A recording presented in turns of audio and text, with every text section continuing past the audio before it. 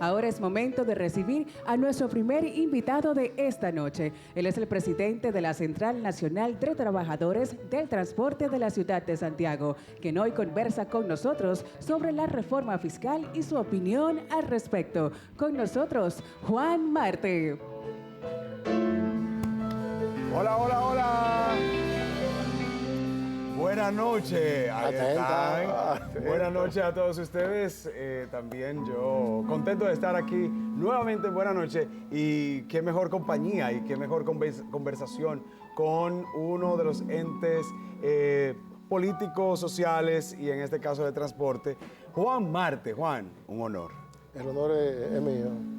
¿Y dónde está Nelson? Nelson, por unos asuntos personales, no está con nosotros hoy y me ha mandado para yo conversar con usted. Usted me dice. Lo leo porque yo la dinámica es con Nelson. Usted me dice, vamos a llamar a Nelson. Me pongo tímido y vaina. ¿Y por qué? Juan, no, pero vamos a tratar de que esto sea orgánico y sea interesante. Ahí está Casey escribiéndole a usted. Casey, un amor, un abrazo a Casey. Sí. Juan, usted tiene un poder, tiene un control y es una persona que se mantiene, una figura, usted es político, independientemente de que no se acerque a ningún partido, pero es político y tiene mucho control de mucha gente, tiene muchos seguidores. Entonces vamos a hablar sobre la reforma fiscal, esto que resuena en los oídos desde el paquetazo fiscal y todo esto, y puede traer ciertos escollos. ¿Qué considera usted? Una reforma fiscal que es un conjunto de cambios en un sistema tributario de una nación, se supone que para variar el sistema, pero principalmente el objetivo y el denominador común es aumentar la recaudación. Se habla de una posible reforma fiscal quizás inminente. ¿Cuál es su opinión al respecto de manera general? Quizás no, puede considerarse inminente. Sí. Es un hecho irreversible.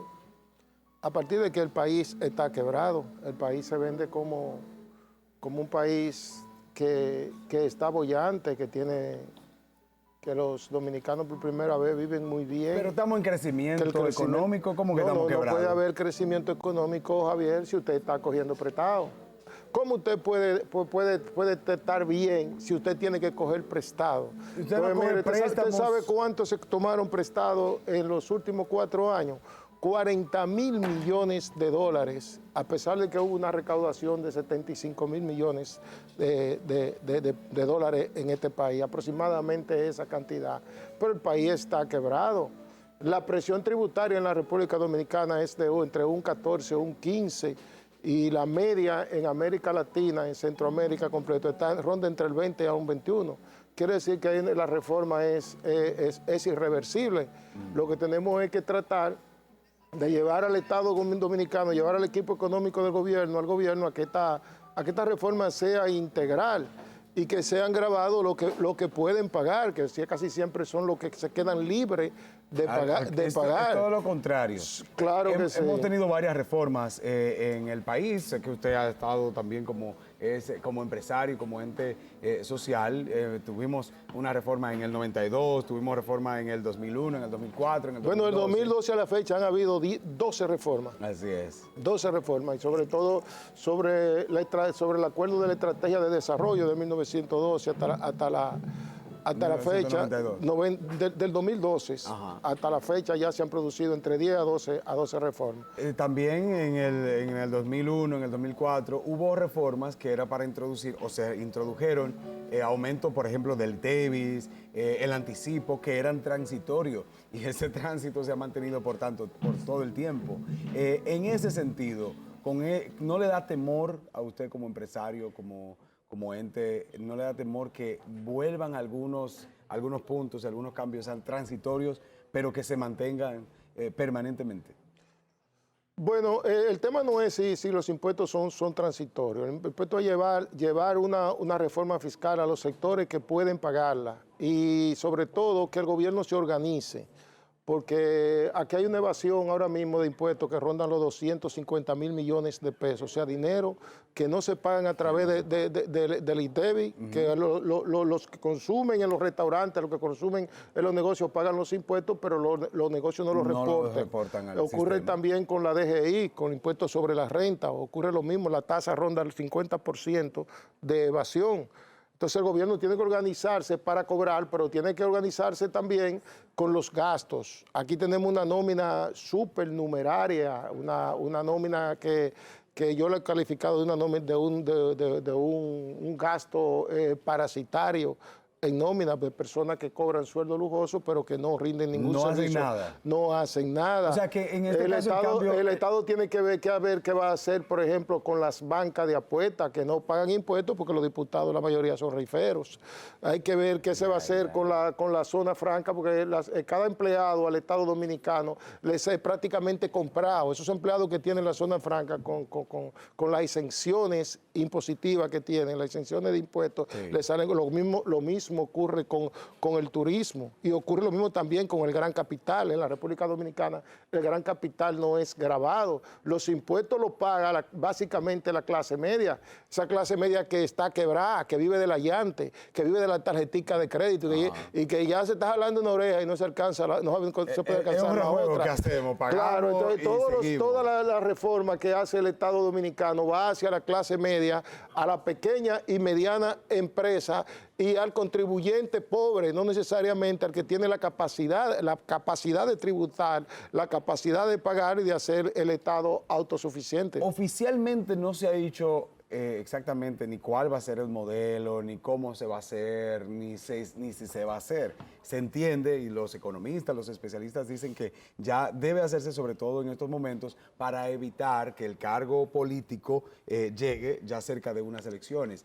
Pero, ¿por qué usted cree que en el momento? No es el momento, es que se está cogiendo prestado hasta para pagar intereses. Hasta para hacer una letrina. Quiere decir que no hay cuarto. El gobierno tiene que buscar dinero de donde sea y tiene que hacerlo rápido, porque inclusive estas elecciones que acaban de transcurrir son las elecciones que le ha salido al país más caras.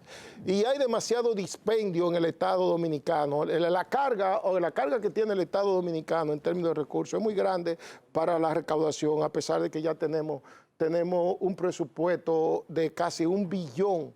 1 billón es 1 millón de millones. 1 millón de millones. No, eso, casi no. Tenemos el presupuesto entonces, aún así el Estado necesita recursos, el Estado necesita dinero, necesita urgente, porque se vaciaron las arcas del Estado, están vacías. Por primera vez usted está viendo un Banco Central endeudado, usted está viendo un déficit fiscal que se arrastra del 2003 hasta la fecha, desde la quiebra de Badinter nosotros estamos arrastrando un déficit fiscal, o sea, una deuda que no se ha sabido qué hacer con ella. Entonces, el Estado es probable que si no hace la reforma, en 2 o 3 meses no pueda honrar sus compromisos. Pero entonces, ¿cómo es? Y repito, se habla tanto de un aumento de 3%, de 5% del crecimiento económico de la República Dominicana y se habla de salida de la pobreza. Desde Leonel se vive diciendo que se sacó a 1 millón